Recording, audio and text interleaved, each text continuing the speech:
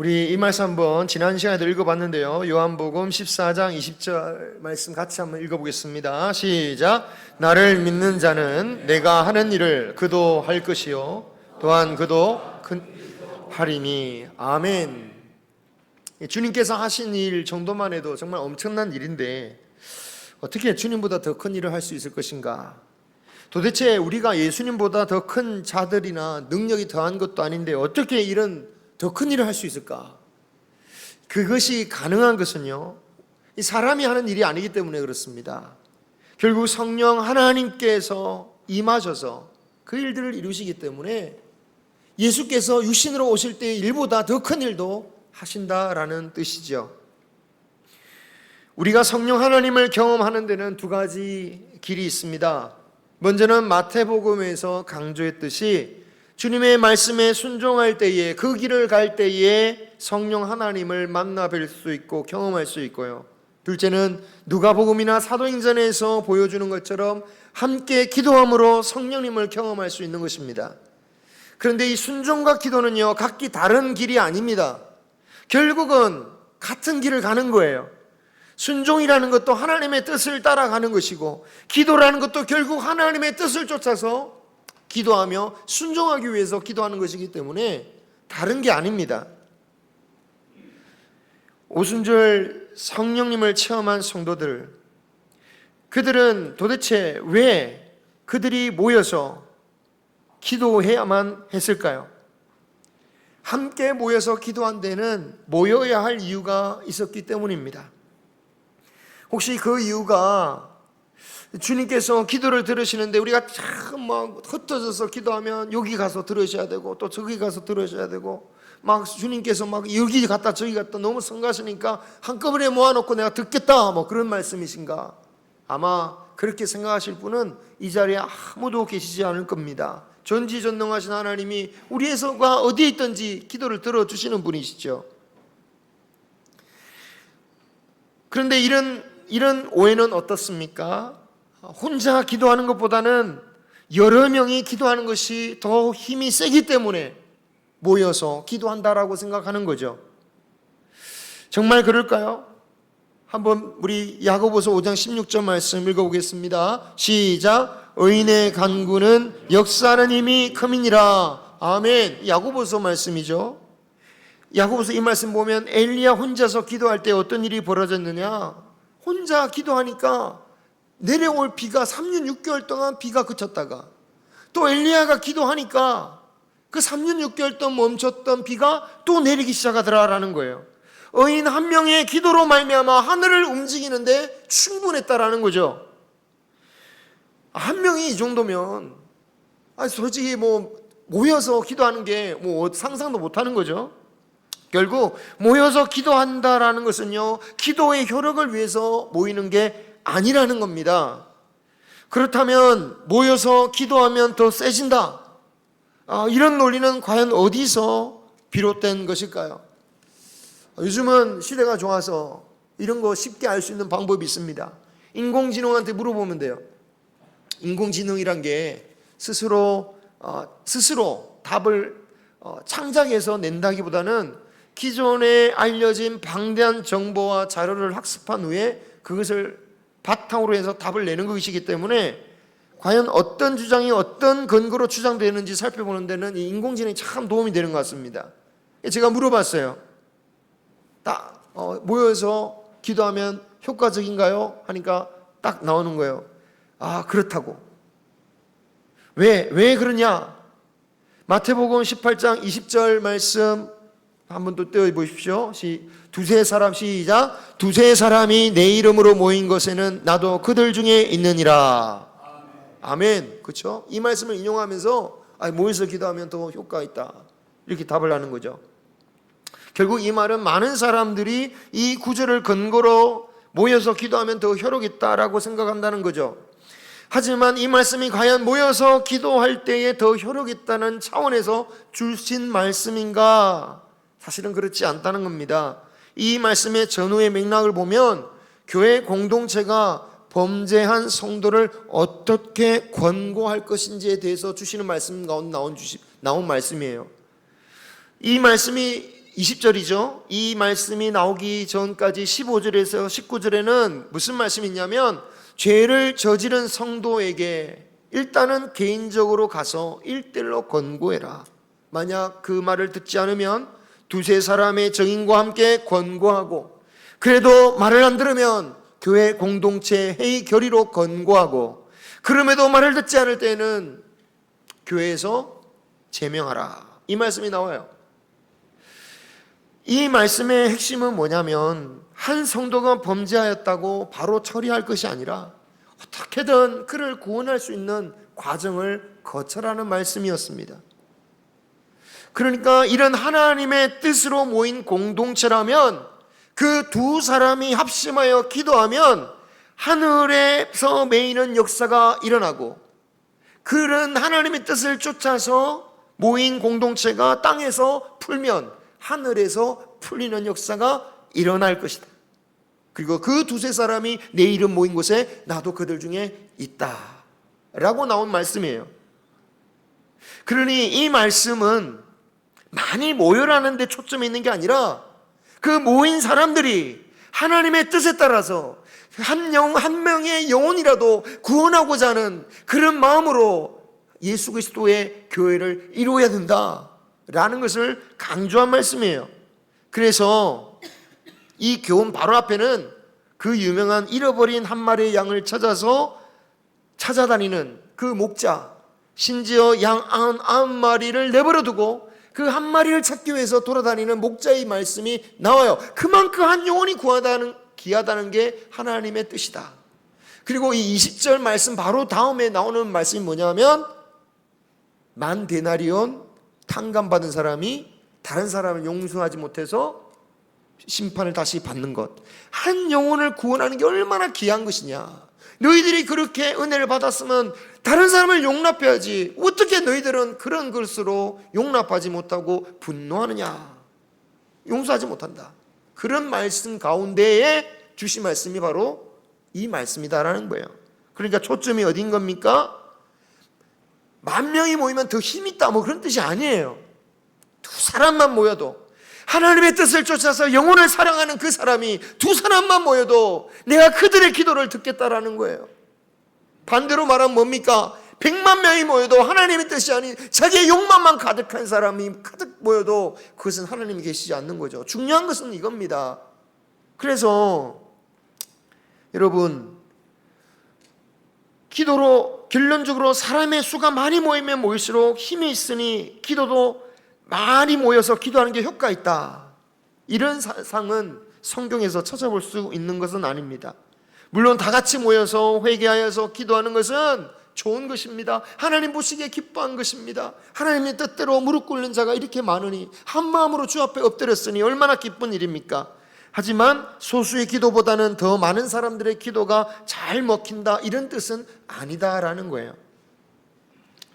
10,000명이 되든지 2-3사람이 되든지, 우리 교회처럼 작은 소가 50명이 모여서 기도하든지, 어떻게 하든 한 명의 영혼이라도 그 영혼을 불쌍히 여겨서, 심지어 범죄한 성도들마저도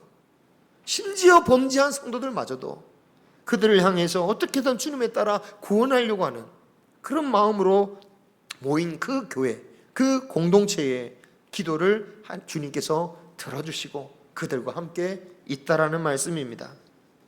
바라기는 우리 교회도 정말 함께하는, 주님과 함께할 수 있는 교회가 되기를 소망합니다. 어떤 기도도 응답되어지기를 소망합니다. 이것은 우리의 숫자가 문제가 아니라 우리가 주님 앞에서 다른 성도를 어떻게 보고 사랑하며 주 앞에서 모이느냐, 이거에 달려있는 거예요. 여러분, 오순절 성령이 임하셨던 것도 그들이 엄청나게 많이 모인 건 아니잖아요. 120명 정도 모였다고 했습니다. 지난주에 살펴보았듯이 이 사람들이 모여서 어떻게 기도합니까? 1장 14절 오로지 기도에 힘썼다.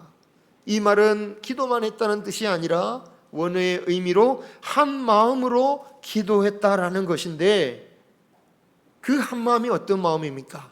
주님의 뜻을 위해서 한 마음으로 기도했다라는 겁니다. 그냥 자신의 문제가 다 있어가지고 저마다 각자의 문제 가지고 다 모여서 자기 소원 가지고 막 함께 기도한 게 아니에요. 내 소원을 이루어 달라고, 내가 어렵다고 내 복 좀 받게 해달라고 이런 기도를 한 게 아니라 자신들의 소원과 자신들의 계획, 자신들의 생각과 능력, 이런 모든 것들을 십자가에 못 박아 버리고 오직 한 마음으로 주님께서 약속하셨던 권능, 성령이 임하면 너희의 권능을 받고 나의 제자가 되리라, 그 말씀을 가지고 주여 성령을 사모합니다, 성령을 내려주시옵소서, 성령께서 인도해 주시옵소서, 우리가 어떻게 해야 되겠습니까? 그들은 자기들을 이끌어 주시기를 간절히 갈망했고 그 기도에 하나님의 성령께서 기름 부어 주신 것입니다. 자, 그리고 그런 기도를 통해서 성령이 임하시기 전에 그들이 모여서 기도할 때에 그들이 해야 할 바를 찾게 하셨어요. 그것은 사도에서 탈락한 가룟 유다 대신 새로운 사도를 세워서 12번째 사도를 다시 세우는 것이었습니다. 예수님께서 처음 12제자를 세우실 때 우연히 12명 정도밖에 없어가지고 딱 세운 게 아니었습니다. 성경에 나오는 숫자들이 대부분이 상징적인 숫자라는 거 아시죠? 이 12이라는 숫자는 특히 중요한 게 이스라엘 12지파를 가리키는 말이고, 그러니까 이스라엘 그 자체를 말하는 게 12라는 12이라는 숫자입니다. 근데 주님이 12 제자로 뽑으셨다는 말은 이제 하나님께서, 예수님께서 새로운 하나님의 나라, 새로운 이스라엘 백성, 더 이상 혈육으로 이루어진 그런 혈육에 속한 지파가 아닌 믿음으로 말미암아 거듭난 하나님의 새로운 이스라엘을 세우시겠다는 뜻이었습니다. 자, 이런 하나님 주님의 뜻을 따르기 위해서라도 공석인 12번째 사도직을 채워야 했던 거죠. 그런데 이 주목할 게 있습니다. 이것을 그들이 모여 기도함으로 이것을 깨달아 알게 되었다라는 거예요. 그들이 기도하기 전에는 그런 생각을 못했습니다. 그들은 예수님 없이 우리가 어떻게 할까 걱정하고 하늘만 쳐다봤죠. 그런데 기도하고 보니까 떠오르는 게 무엇입니까? 기도하니까 아하, 지금 우리가 기도하면서 해야 할 일이 있다. 성령을 구하면서 우리가 해야 할 일이 있다.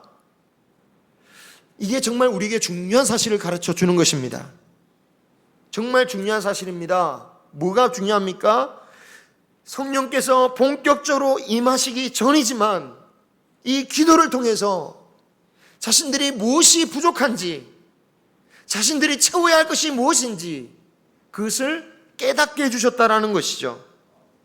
그리고 그 깨달음에 따라 순종하면 성령께서 충만히 역사하시는 그 교회가 된다라는 겁니다. 여러분, 여기서 중요한 사실이 뭐냐면 기도의 축복은 어떤 기도 그 기간의 문제가 아니다라는 거예요. 우리 시간을 정해서 100일 기도하면 100일 만에 하나님께서 들어주신다. 100일보다 더 센 게 만일이야. 그래, 만일 기도하자. 여러분, 오순절 이 성도들이 며칠 기도했을까요? 주님께서 40일째 올라가셨습니다. 그리고 오순절 50일째 된, 그러니까 40에서 열흘 지났어요. 10일 만에 임하셨어요.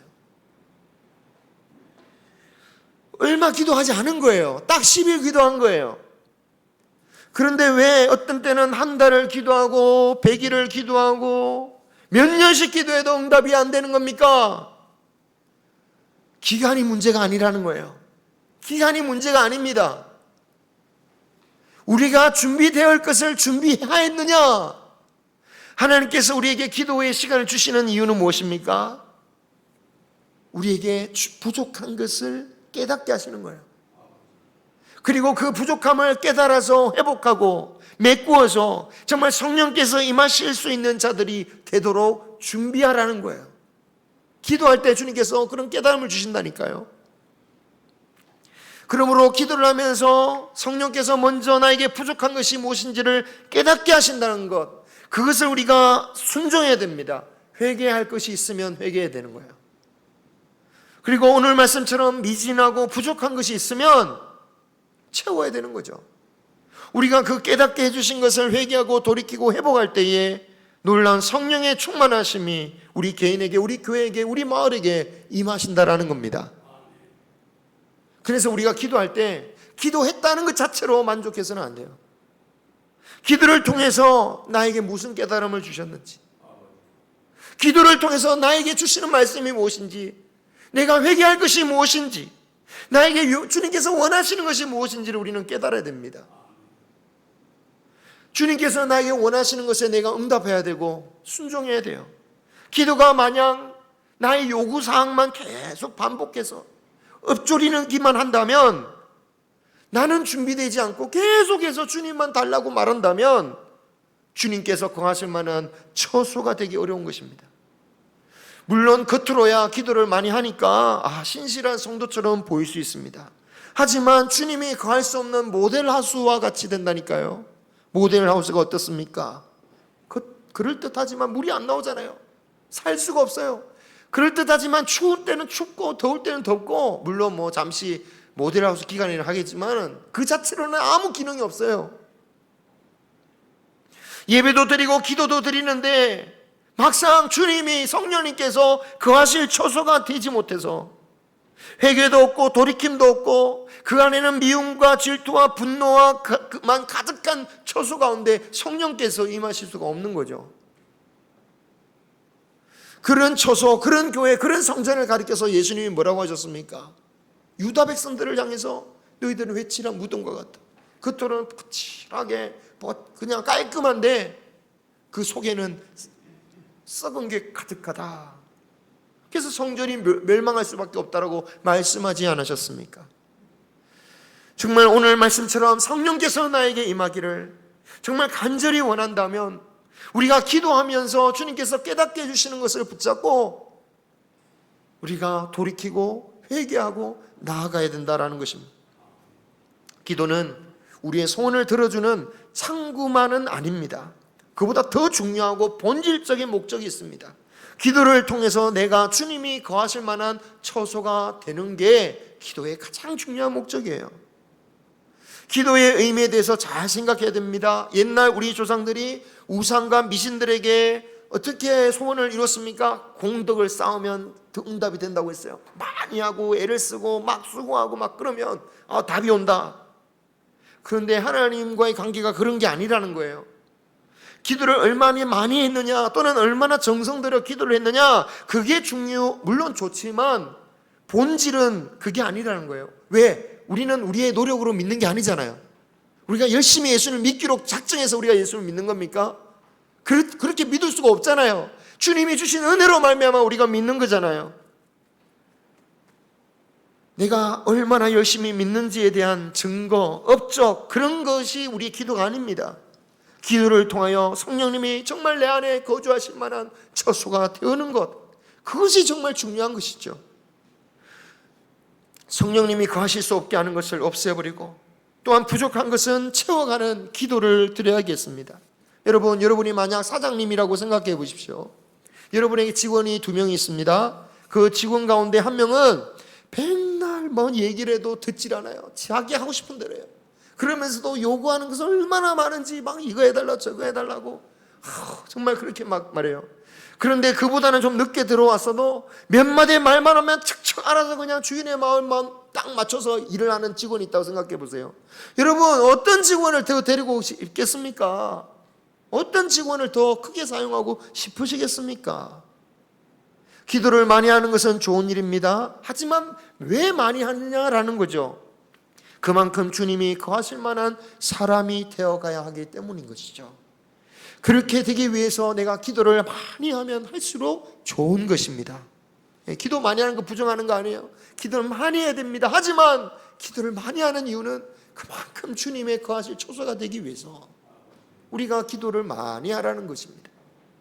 기도로 자신들의 부족함을 깨달았던 성도들이요, 그래서 이제 그들의 부족한 것을 채웁니다. 제자 사도를 뽑기 위해서 제자를 뽑으려고 합니다. 그런데 요즘 우리 교회에서도, 우리 현대교회에서는 사용하지 않는 방법을 사용합니다. 제비를 통해서 뽑는다라는 거죠.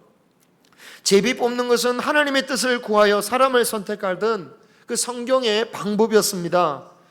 우리들에게는 굉장히 비이성적이고 비합리적으로 보일지 모르겠지만 정말 성도들에게는 가장 하나님을 신뢰하는 방법이었습니다. 우리 생각에는 현대적으로 투표하는 것이 훨씬 더 좋아 보이지만 정말 그런지는 글쎄요. 정치가들이 흔히 집단지성을 믿는다라고 하지만 그 집단지성이 항상 옳은 결정만 하는 것은 아니다라는 것은 다 아는 사실이죠. 교회 투표도 사실 꼭 투표로 하는 게 정답은 아닙니다. 가장 합리적인 것 같아도 사실상 사람의 인기로 결정되는 경우가 많아요. 특히 우리 교회같이 규모가 작으면 작을수록 솔직히 관리하기 쉬우니까 몇 명의 마음만 얻어도 되니까 인기 투표 될 수 있죠. 자칫 그래서 하나님의 사람을 뽑는다 해서 투표를 하지만, 그래서 교회법에 따라 투표를 한다고 하지만 세상적인 선택이 얼마든지 될 수 있다라는 거죠. 부끄럽지만 우리 교단 총회장이 되려면 돈을 써야 한다고 합니다. 그래서 한때는 이러면 어떻게 되겠느냐, 제비를 뽑자라고 했지만 결국 몇 년 하다가 폐기되었습니다. 폐기된 데에는 여러 가지 이유가 있지만, 아니 제비로 선출된 그 총회장에게 무슨 권위가 있겠느냐, 제비로 뽑으니까 사람들이 안 따르려고 하지 않느냐, 그런 의견도 한몫했던 것으로 압니다. 세상에서는 충분히 나올 만한 이야기죠. 대통령을 제비 뽑기로 뽑으면 어떻게 되겠습니까? 다수가 지지하지 않는 사람, 극소수가 지지하는 사람이 제비뽑기로 뽑아지면 난리가 날 겁니다, 아마. 그래서 이 세상의 정치에서는 다수의 의견이 우선 되겠지만, 그러나 교회는 그 다수의 의견보다 더 중요한 게 무엇입니까? 어떻게든 하나님의 권위를 우선시해야 된다는 것. 그것이 우리의 믿음이어야 된다는 것입니다. 오늘 말씀에 새로운 지자를 제비 뽑는다고 해서 아무 자격 없는 사람을 뽑는 것은 아니었습니다. 충분히 자격이 될 만한 사람들을 우선 고른 다음에 제비를 뽑는 거였죠. 다락방에 모여 기도한 수가 1장 15절에 보면 약 120명이었는데 사도로서 자격이 될 만한 후보를 가려보니까 제자들을 제외하고는 딱 2명 나왔어요. 그 자격이란 것이 정말 까다로웠기 때문에 2명밖에 없었습니다. 세례 요한에게 주님이 세례를 받으신 그날부터 끝까지 함께 항상 다닌 사람들이다 라는 거죠. 제자로 인정받아도 솔직히 탈락한 사람이 있는데 제자로 인정받지도 못하고 아무런 어떤 인정도 받지 못하면서 처음부터 끝까지 따른다. 정말 그 자체만으로도 그 2 사람은 제자가 될 만한 자격이 충분히 있는 순수하고 충성스러운 사람이라고 평가할 수 있겠죠. 그런데 자격이 있다고 해서 인기가 똑같겠습니까? 어떤 사람이 좀 더 인기가 있을 수 있겠죠. 이 2 사람을 소개하는 말씀을 보면 한 사람은 바사바라고도 하고 유수도라고 하는 요셉이다 라고 소개하고 있고, 또 다른 한 사람은 그냥 이름만 마띠아다 라고 소개하고 있습니다. 이 바사바라는 말이 뭐냐면, 이 사바라는 게 사바스, 영어로는 사바스인데 안식일이라는 뜻이에요. 바는 아들이란 뜻입니다. 그러니까 안식일의 아들이란 뜻이에요. 얼마나 안식일을 철저히 지켰으면. 바사바. 또 그의 또 다른 별명이 있죠. 그 또 다른 이름이 유수도. 유수도라고도 불린다. 유수도라는 뜻이 뭐냐면 정의롭다는 뜻이에요. 의롭고 올바른 사람이라는 뜻이에요. 그러니까 그 사람은 자타공인한, 모든 사람들 보면 저 사람은 정말 훌륭한 사람이야 라고 인정받는 사람이었다는 거죠. 반면에 마띠아는 그냥 이름만 딱 소개되고 있습니다. 자, 이런 경우에 만약 투표를 했다 생각해 보십시오. 누가 뽑히겠습니까?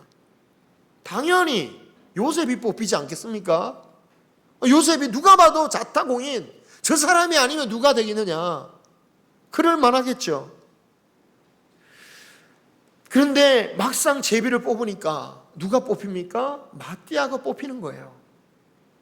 만약에 이런 경우에 제비를 하나님의 권위로 여기지 않는다면 당연히 교회에 무슨 일이 벌어지겠습니까? 시험이 들겠죠. 될 사람이 안 되고 왜 저 사람이 됐을까? 저 사람도 훌륭하긴 하지만 그래도 저 사람이 비할 바는 아니잖아. 여러분, 사도행전을 보면요, 교회에서 시험 들 만한 일이 생길 때 항상 소개되는 것을 보게 됩니다. 헬라 가부들이 구제사역에서 제어되었을 때 원망하는 일이 벌어졌고요, 또 거짓 헌금으로 들이다가 아나니아와 삽비라가 죽었을 때도 교회에 큰 두려움과 걱정, 아주 시험거리가 생겼어요. 그런데 이 투표의 결과에 대해서는 어떤 시험도에 대해서도 말씀을 하고 있지 않습니다. 아무 논란이 없었다라는 거죠. 어떻게 그게 가능하냐라는 거죠. 말 많은 교회가 혹시 교회인데 어떻게 이런 일로 가만히 아무도 얘기를 하지 않았을까요? 그만큼 그들이 그 제비 뽑는 것을 하나님의 권위로 인정하는 믿음이 있었기 때문이죠. 그런데 그 믿음이 그냥 생긴 게 아닙니다. 합심하여 기도했기 때문이죠. 그냥 아무 생각 없이 투표한 게 아니라 주여, 주님께서 원하시는 자를 선택하여 주시옵소서, 보여주시옵소서 하면서 기도할 때에 기도의 결과 그 제비를 하나님께서 선택하셨구나, 그렇습니다. 기도로 그들은 인정할 수 있었다라는 거예요. 그러므로 교회는 기도로 움직여야 합니다.